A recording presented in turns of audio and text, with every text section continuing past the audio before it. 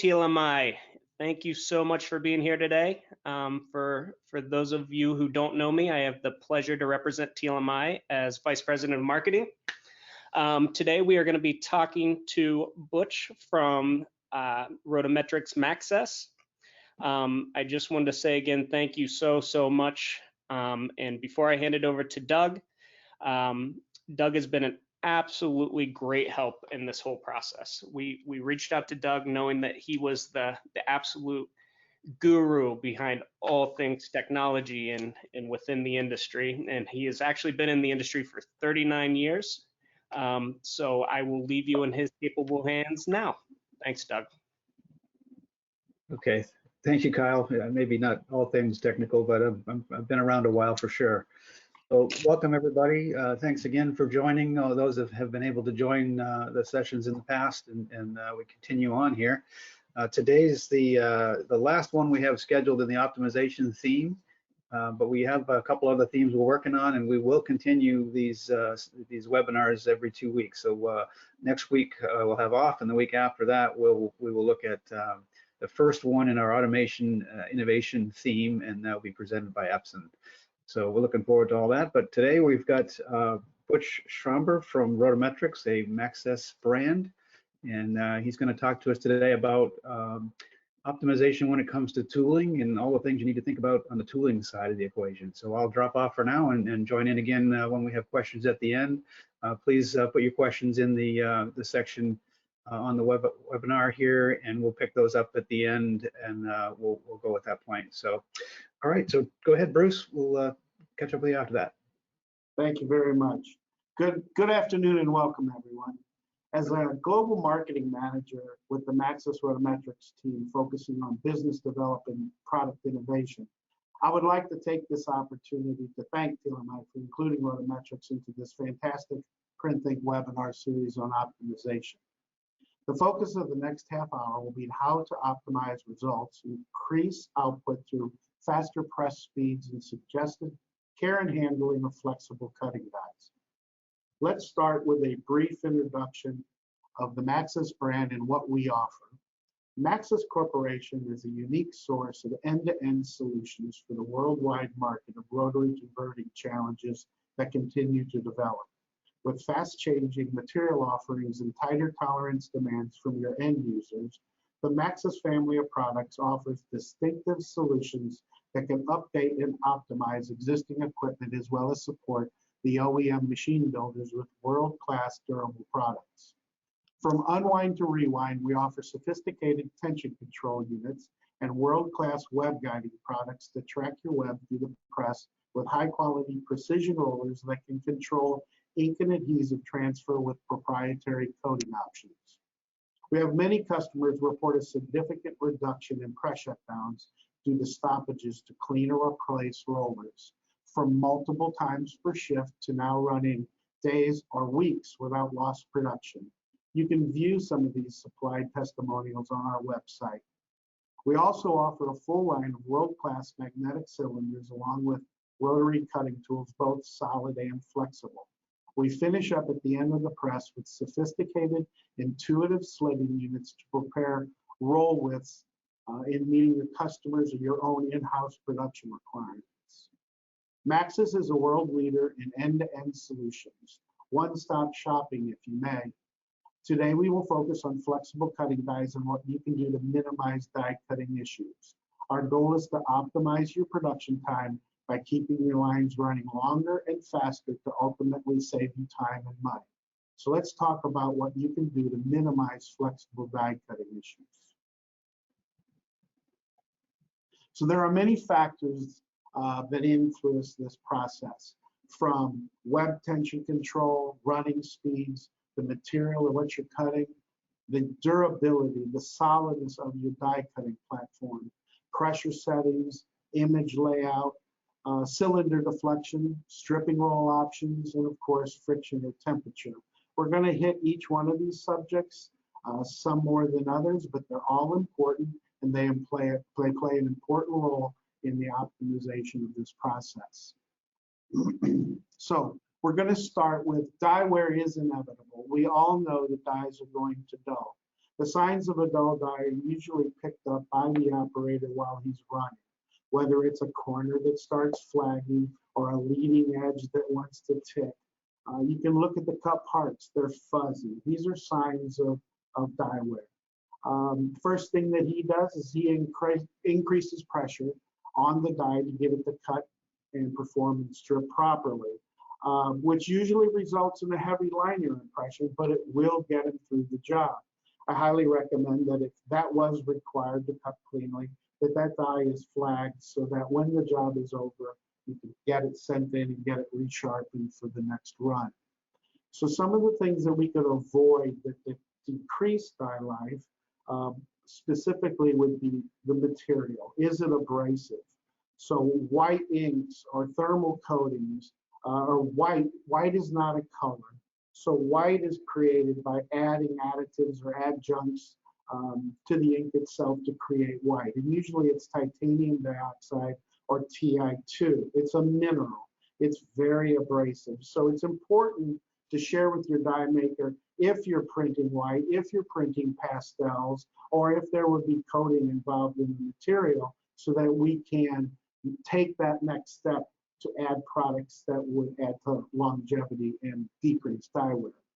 It's important to note sharp corners and points will also dull out quicker than radiused points. The material wants to be jammed into that tight corner, and it will usually be the tight corners that start to wear first. So even the slightest 10 to 15 thousandths radius that can be added to your shape will minimize that premature wear, and that die will run much longer. Most often the 10,000 radius is not detectable by view or by eye, so many times you can add that without really changing the shape, but it will really help you increase die life. We talked about adding pressures. Excessive pressure is not your friend. More pressure is not better pressure. The lightest pressure required to get that label to do its job, and that is, or that die to do its job, to cut that label and strip properly. By applying more pressure, really all you're doing is building friction between the hardened anvil surface and the hardened bare surface. So that's not going to get you the best die life that you can. It's a simple fix to that would be bare wipers. So we talk about lack of lubrication. Most OEM machines that come to you have bare wipers mounted on both the in-feed and the out-feed sides of an anvil and die cut mate. It's important that we keep those lubricated, and what it does is it reduces the friction between those two surfaces. By reducing the friction, we reduce heat. As rolls warm up, they tend to increase in diameter, possibly pulling that blade away from the anvil roll surface, causing a die cutting problem. And again, we apply more pressure to overcome that increasing friction, increasing heat, and the circle continues. So be aware of excessive excessive pressure use, and utilize the wipers that are available. They also do another thing, and that's wipe away the debris that's building up on these rolls. So paper dust is a byproduct of what we're doing. The dust tends to migrate to those lubricated areas, and those wipers will keep them clean as well as lubricated to improve die cutting results. We're going to talk a little bit about deflection and roll diameters and how that might play a role in quality of cut and how excessive pressure could lead you to deflection. So we're going to start with how to choose the right die for the right application. So paper, having a very low burst strength, we can supply you with a tool that has a wider blade angle, both on the engraving side and the finishing tip, that'll give you the longevity that you're after cutting in abrasive paper stock. The analogy that I use is a butter knife through newspaper. It'll quickly show you how low the burst strength is of paper, and a wider blade will do that and do that much longer. For film, which has a much higher burst strength, what we want to do is sharpen up those blade tips so that we can reduce the amount of stretch that we have in the material before it bursts without bursting the liner or the carrier. So sharper blade angles would be the way that we would go for films or synthetic materials to give you that clean liner impression that you're after. It might be a good time now to talk a little bit about what that blade is really doing. So we use the term cut, but what it's doing is it's controlled bursting. So with the pressure applied to the tool, the clearance that's built into it, we're forcing the substrate to compress to its thinnest point, and with a controlled burst, we're going through the face stock, through the adhesive, to a silicone layer on the carrier liner. So we're not cutting, we're bursting, and that word will come up again a few more times in this presentation, but it gives you a clear idea of what it is we're doing. And materials determine blade angles, materials determine die life. So when we order a die, material specifications are very important. It's important for your die maker to know what you're cutting and what you're cutting to. So as we build blade angles to handle the burst of the face stock, it's important for us to know the thickness of the liner.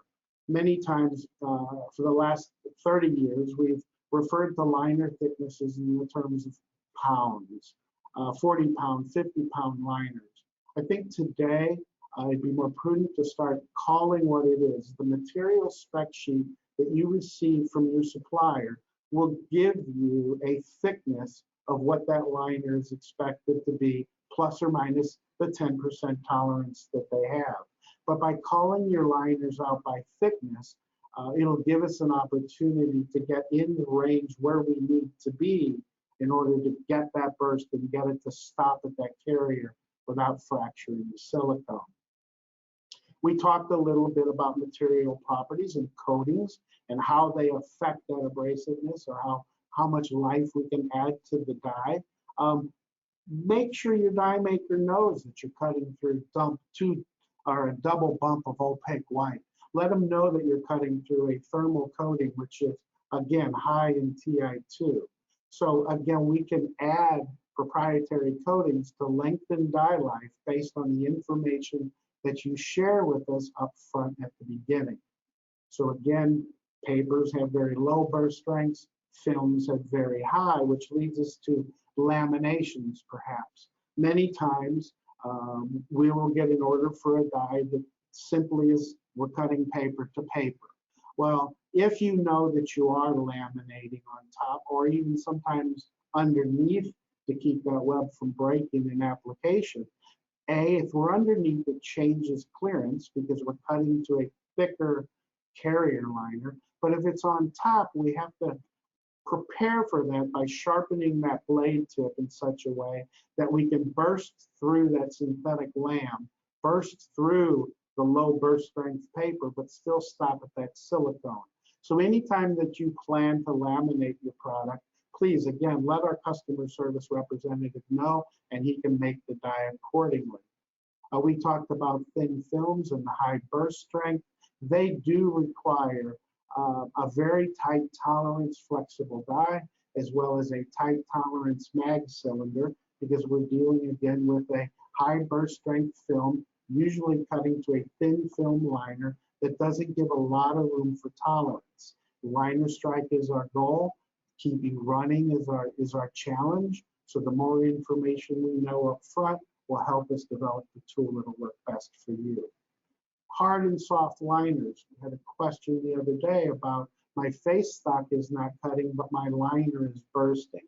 And again, it goes back to my liner is not a secure or a stable enough platform to control or to hold or to maintain the burst of the label stock without bursting itself. So if it's a hard or a soft liner, that plays a role. When you start getting up in the over 3 mil paper liners that carry many transfer adhesives or double-sided foams, it's important to keep that in mind so that we can make that die sharp enough to, again, burst that film and not burst the liner.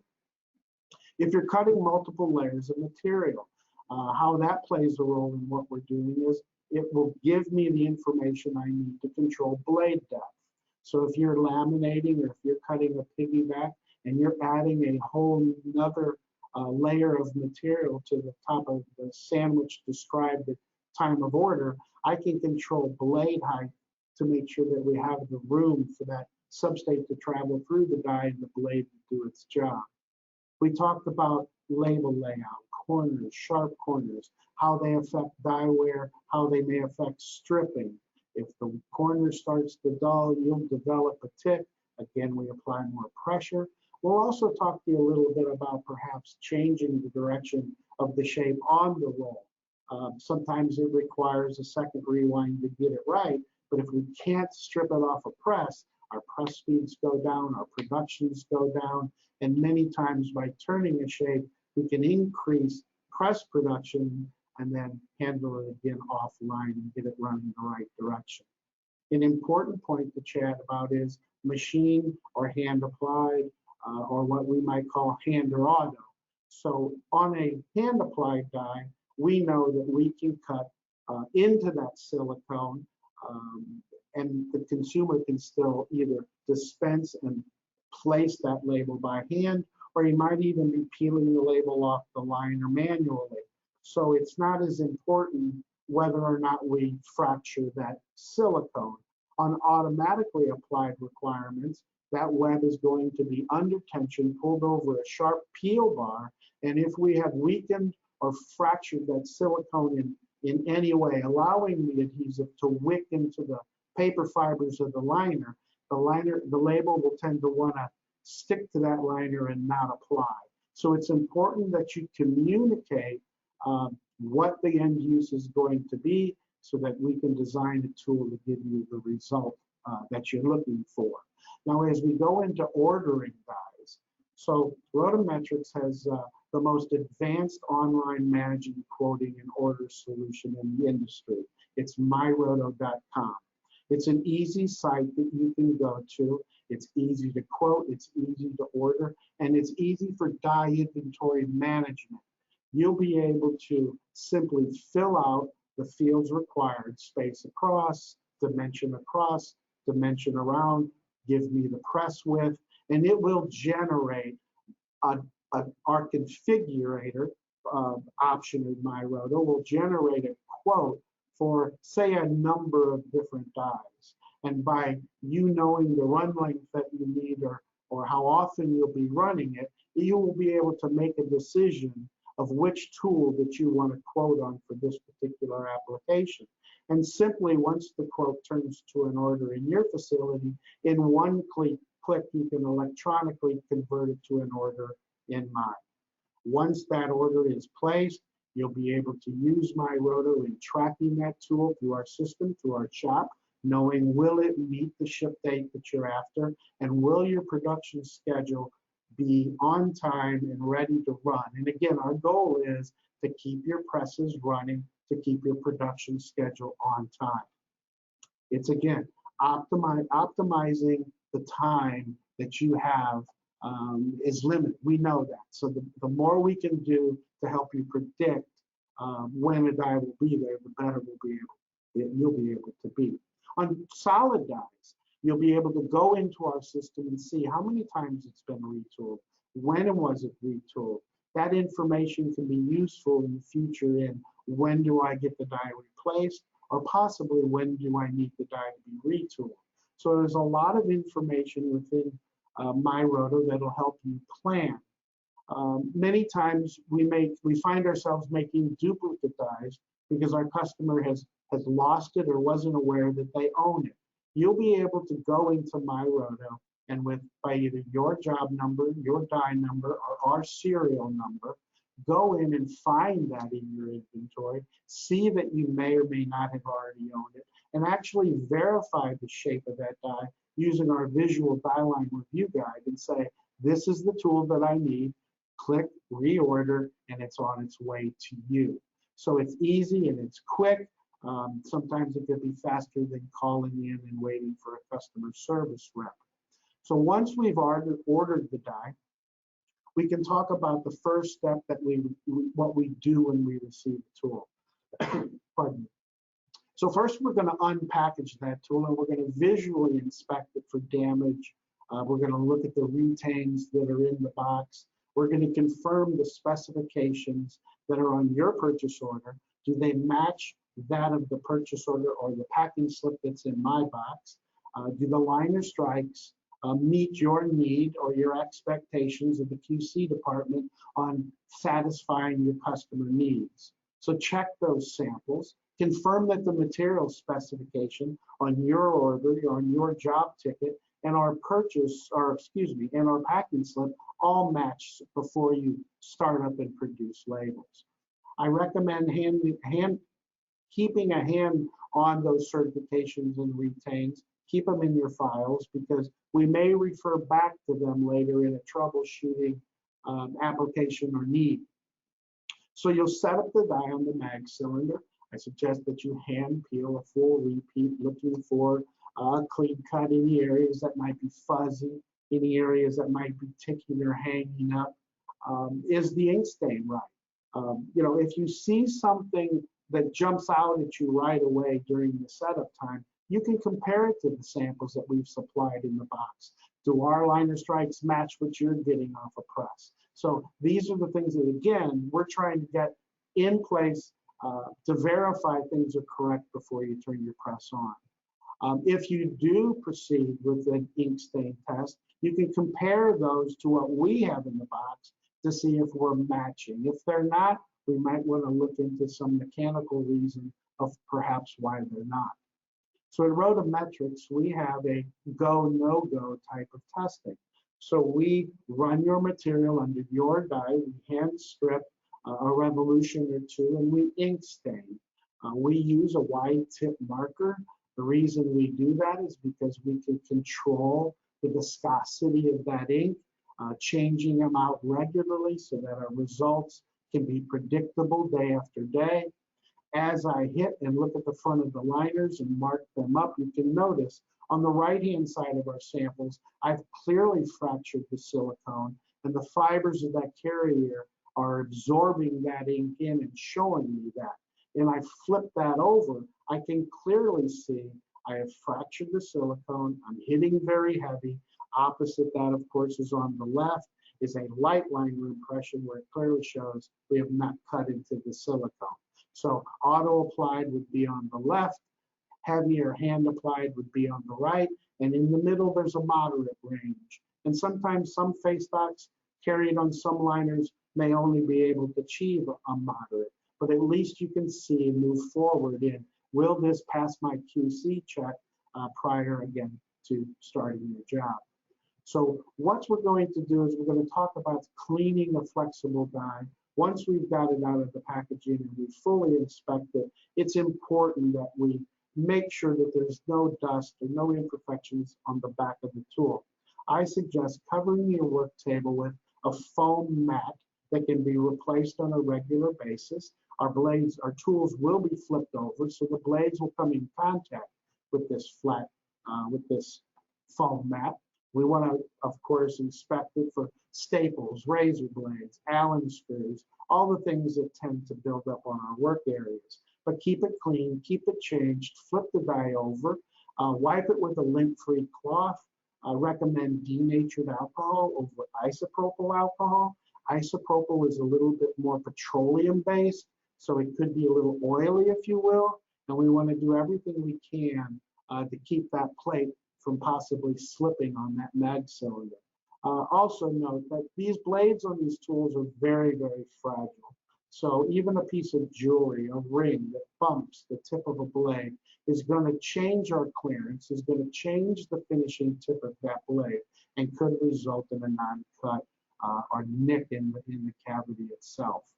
So once it's clean, how do you set up a die?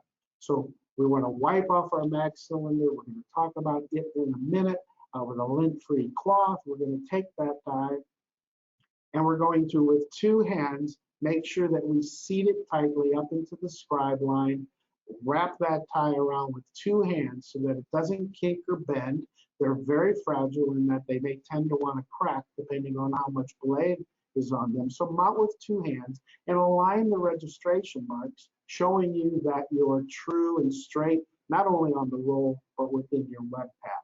When you remove the die, it's suggested to use a die remover, which can get up underneath the flexible die. And what you want to be careful of is not kinking or bending that corner, because again, it not only will crack, but it also will never lay flat again to that mag cylinder surface, which will result in a die cutting product or die cutting problem. So once the die has been used, we want to clean it, but we want to store it properly so that it's in good shape the next time we use it. Rotometrics offers storage bags that can easily be mounted on a coat rack. It's unbelievable how many inventory dies that you can put on an 8-foot coat rack utilizing this system.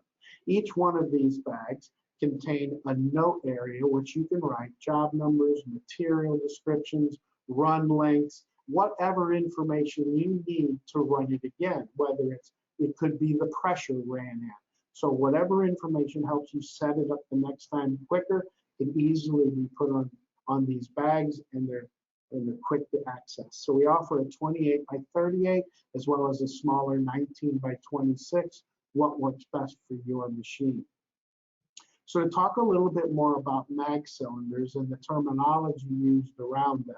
So I referenced the scribe line. Here's a picture of the horizontal line that you'll use to start the mounting of your die, getting it straight and true with your web path. You'll notice that there is a center mark, which is the center of the web path on that roll. There'll also be a center line on the magnetic die itself. So line those up, you'll be true, you'll be centered. So the diff, the term diff or the term drop or air gap comes from the math of measuring the diameter of the body of the mag cylinder in comparison to the diameter of the bearings of the mag cylinder.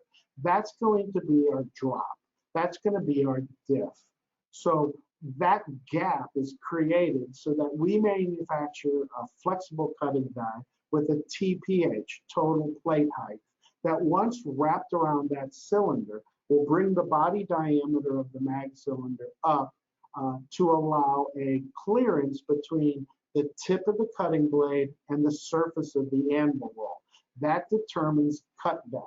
So it's important to know the diff that's in your cylinders and the TPH of the tools that you're ordering so that you know that you're going to be cutting to the controlled depth. We talked about diameters, or I mentioned diameters. It's important to note here that we have a rule in-house that bigger diameters are better, and that's for a number of reasons.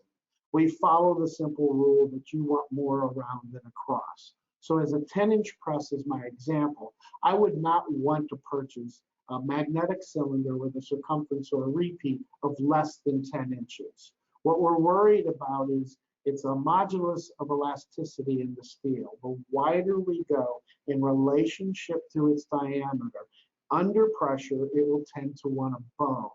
So we want to remove the opportunity of any deflection that will result again in die cutting problems. So by keeping them either equal or slightly larger in diameter or in circumference than the width of the roll will keep you out of that gray zone or that problem zone. Dies also tend to like to wrap tighter around larger cylinders. If we try to go too small on a tool, the cutting blades won't allow that tool to smoothly wrap, and you'll get what I exaggerated to call stop signing or I-beaming. And the die will wrap around and it'll have actual stop sign shape in its adhesion. Each one of those that go around will compress that flattened area or that area that didn't adhere tightly to the cylinder, and it'll give every time you press there. The result is a die cutting issue. So dies don't lay flat, they don't tightly wrap, they do have a chance or a worry might be cracking. So to save $1 today of buying a small diameter cylinder may actually cause you many dollars later in die cutting problems. So we go into mag cylinder care. Other than just wiping it with a rag, we all have to keep in mind that this is a magnet. It's a 100-pound magnet sitting press side. And so what we have to be careful of is as our operators load dies into the machine, there is an opportunity that they can misalign the drive gears, and they'll chamfer the inside 16th of an inch on the gear, smashing it out, causing web chips. Well, those metal chips are going to immediately migrate toward that 100-pound mag cylinder that we have sitting on the workbench. So by wiping it with alcohol or a cloth isn't going to remove them. So I suggest using a blue painter's tape, wrap it, barber pole it around the cylinder on a regular basis, whether it be daily, weekly, monthly. You know your shop. When you see a die cutting problem or a cut through on a flexible, and you remove the die and remounted it, and now the cut through has gone to another location, it's probably an indication that there's metal chips. Remove them, and you'll be amazed what metal chips you find on that tape when you take it off. It's just a great idea, and it's a simple way of making problems go away. Do not bump or drop a mag cylinder. They are fragile. If you dent the surface, that die does not have something to seed against when it's magnetized to that roll. If it's allowed to give under pressure, again, you're going to probably get a hair or a nick or some sort of die cutting issue develop from that. So magnets should never be set on a work table. I suggest always keeping your cylinders in a set of V-blocks, whether it's in the storage container that it's in or on the table where we're cleaning it or mounting plates. By keeping that surface up off the roll, we can help from damaging it. We can help it from picking up metal items off of the workplace. If you see rust or some oxidation on a stored mag cylinder, now Rotometrics supplies a small blue chemically treated sponge in each box that will help with humidity control and really cut down the problem of oxidation in your stored cylinders. Don't throw those away. They do have a purpose. They serve it very well. Keep it in the box. If you do get a little oxidation on the cylinder, simply clean it up with a piece of Scotch-Brite, some WD-40, maybe some CLR. And remember, all you're doing is polishing that oxidation off. You're not sanding the roll. You don't want to create a flat spot on your roll. And do not store a magnetic die with a flexible die attached. It's an instant magnet for humidity, and I can almost guarantee that you'll get oxidation underneath that flexible die. Store them separately, and you can really cut down and eliminate the possibility. So let's talk about liner strike. And we talked about hand, and we talked about auto, and we talked about the material bursting. On the left, I've shown a description of an auto-applied, perfectly die-cut label. I have burst through my face stock. I have cleanly burst through my adhesive, but I have not fractured my silicone layer of the carrier. When I cut too deep, I'm not only bursting through my face adhesive, but I've also penetrated or cut through that silicone layer that's protecting the carrier. When I do this, we again running the risk of that adhesive being able to wick into the paper fibers, and you'll have a very difficult time applying that label automatically because it's going to want to remain adhered to the carrier and just flow with the roll as it goes past the bottle. When I cut too deep, it's just the opposite. I've not burst through the face stock. I've not penetrated my adhesive, which means that label is going to tear when I go to strip it. So you're never going to run it. Again, what's going to happen, the operator is going to apply more pressure. He may or may not get it to work, but he will leave heavy liner impressions, and he will prematurely wear his dies in order to get it to work. Let's find out why it's doing what it's doing, and we can move forward. Troubleshooting is a big part of what we do. Materials change, machines, the rollers change in specifications. And when we begin to troubleshoot, we're going to refer back to those samples and those certs that we saved when we unpackaged the die originally. And one of the first questions I'm going to ask, or we're going to ask, is, did the die stop cutting either immediately or gradually over time?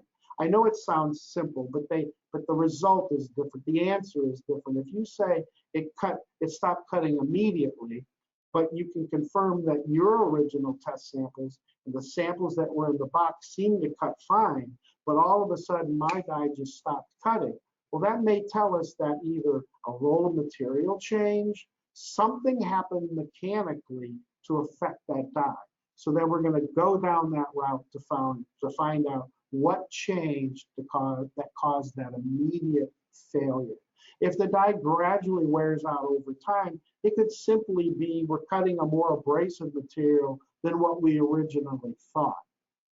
So again, describe your materials, look at your inks, look at your coatings. We could have applied different chrome plating methods or different coatings to lengthen that die wear to get you past that abrasive material. So communication, again, is a huge key. Is it the same label on every revolution of that die that's ticking? If it is, it pretty well leads us to that's a die issue, because math is math. So again, refer to the samples that were supplied. Refer to your initial QC setup samples. Was the nick or was the problem shown at the beginning and it's now there, or was it there at the beginning? So we're trying to identify where possibly damage happened, or do we have a bad spot on our anvil roll, and with 3 revolutions of the die running on 9 revolutions of a different 2-size anvil, we might be hitting a bad spot on an anvil. So that's a good time to inspect your anvil roll for scratches, dings, buildup of other material. But again, we have to kind of look at all the mechanics to see what possibly could have went wrong. So we've checked the samples in the box. We've checked the samples that you made. Look at die cutting pressure. So again, we had that recording method, and many of you have it internally. What pressure did the operator run it the last time it was on press? If it was run at 400 pounds last time, it should run 400 pounds this time. So if the operator has it set up at 250 or 300, it might simply be a little bit more pressure will get you through. And the opposite is true as well. If the operator prior ran it at 800 and the new operator is trying to run it at 4, again, an adjustment could be made to possibly remove that problem. But, and matter of fact, Rotometrics can supply you with the pressure we use to test that tool prior to its shipping. So ask your CSR to give you that information, and you'll be able to use it as a tool to set up your machine or to troubleshoot problems. Adhesive buildup can also cause issues. So those blades have been predetermined a certain angle to penetrate the material, a certain finishing angle to burst that material. And if adhesive builds up on the side of those blades, logically, it's going to change how they paddle wheel in and paddle wheel out of your substrate, which could cause die cutting issues. That gives me a great opportunity to talk about Rotor Repellent. So Rotor Repellent was the 2018 Label Industry Global Award winner. It is still remains today the most used, the most sought after, the most purchased adhesive repellent coating available on the market. It's the #1 performance treatment. Not only will it cut down the amount of time it takes to clean the tools you're currently running, but it'll get you back up and running faster because it won't pick up the adhesive during the run. We're also seeing that with the application of Rotor Repellent on stripping rolls and on idler rolls, we can keep the machines running longer and faster by utilizing this product. It's easy to clean. Instead of the solvents in the tooth popsicle brush, trying to get it off of there, you'll find most of the time that a simple warm wet rag will wipe that adhesive or wipe that ink off that roller and keep it from transferring and cutting down on die cutting issues. Not only will you see less lifted labels at press side, it's going to save you a tremendous amount of time in your rewind departments in replacing labels. So I mentioned Dyewear is inevitable. Make sure. Yep. I just want to cut in here. Sorry to interrupt you. You got some really good information here. I don't want to run out of time. We do have a few questions. So if you want to kind of speed it up, that'd be great so we can get to the questions. But I just wanted to let you know that. No problem. Thank you. And this is my last slide. So always take into consideration that dye wear is inevitable. Choose the right dye for the right dye, for the right job. Be aware of abrasive materials. Watch your dye pressures. Lubricate on a regular PM schedule, and maintain your bare wipers.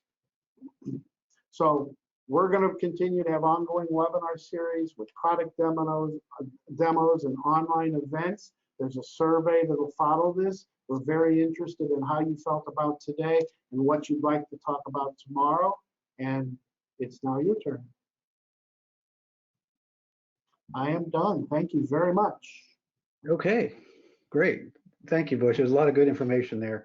Do have a couple of questions here for you. So let's start with, generally, are water-based adhesives easier to cut through or hot melt adhesives?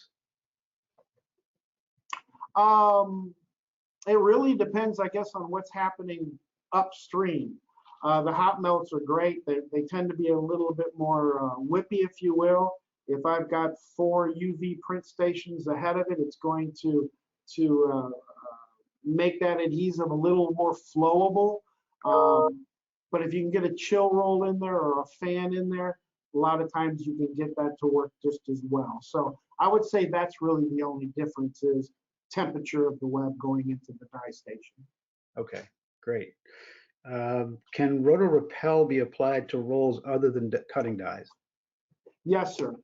So we can apply Rotor Repel to Rotometrics manufactured products such as stripping rolls, idler rolls, anvil rolls. So yes, we do apply it to other rollers in the machine. We do require that we make the rolls, and it's because the way the material bonds to the roller, it's how they're made and how they're handled through the manufacturing process that guarantees adhesion. So yes, the simple answer is yes, it can be. Okay, and just a follow up to that from me, when you get a tool that doesn't have the coating on it, is it something you can send back and have it put on, or does it have to be done in the manufacturing process?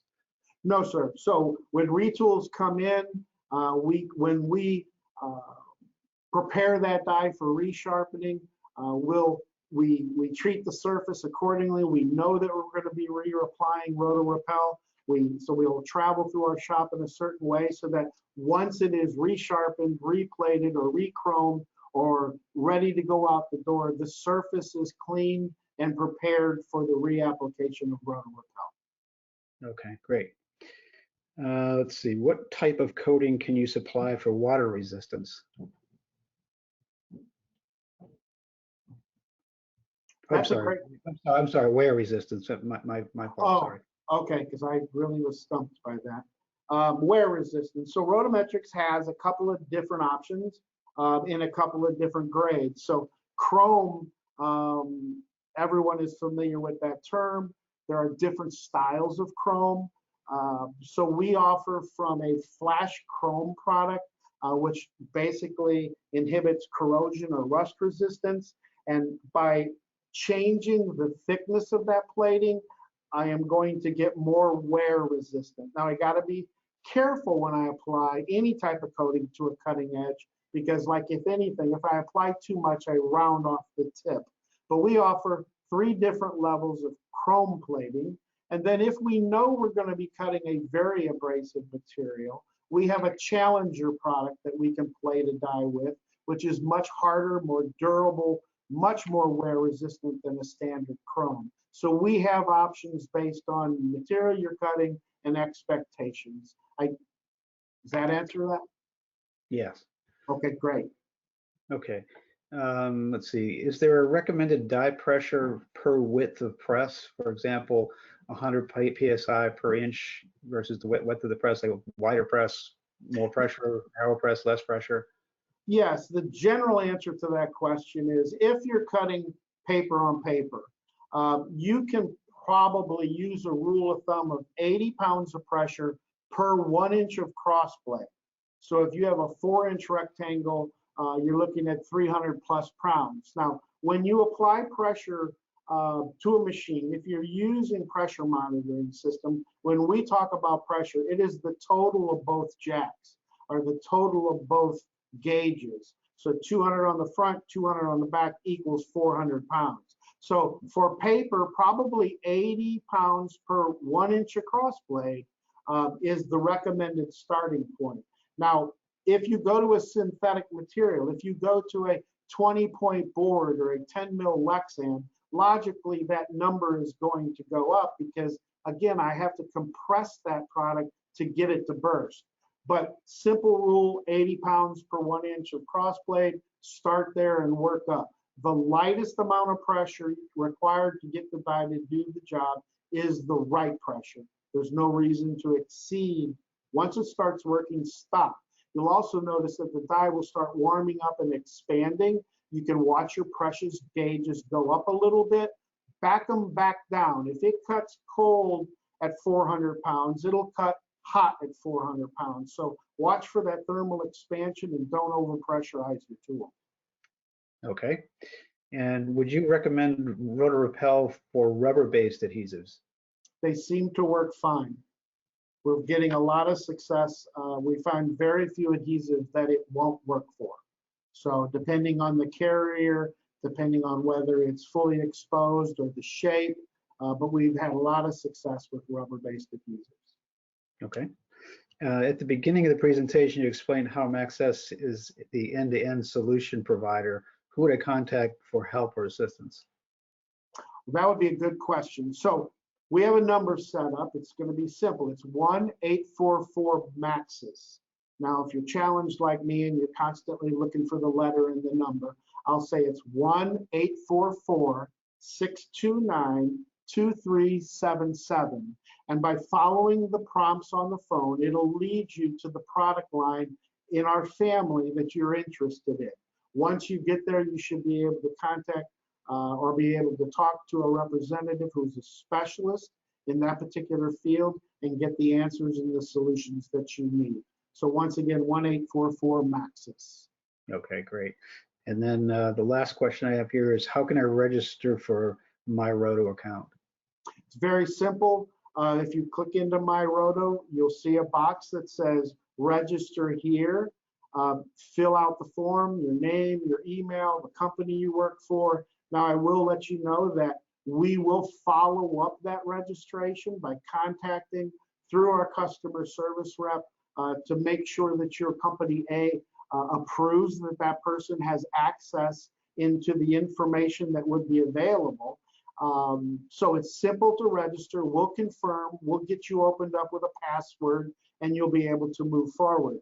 I do want to note that if an employee leaves, it's important to let us know, because once they've been given a password, they'll always be able to access the information. So it's important now and then for our people to check with you. Does this person still work? Do we know that they left? And if you know of something, we'll remove their name and kill their password. So it's easy to register for it, safe and easy to use. Okay, great. Well, thank you, Butch. A lot of good information there. Obviously, it really helps to understand, the die end of the optimization process. This is the last session for now, at least with the optimization. We covered a lot of ground. There's some other things we could have covered that we may go back to later.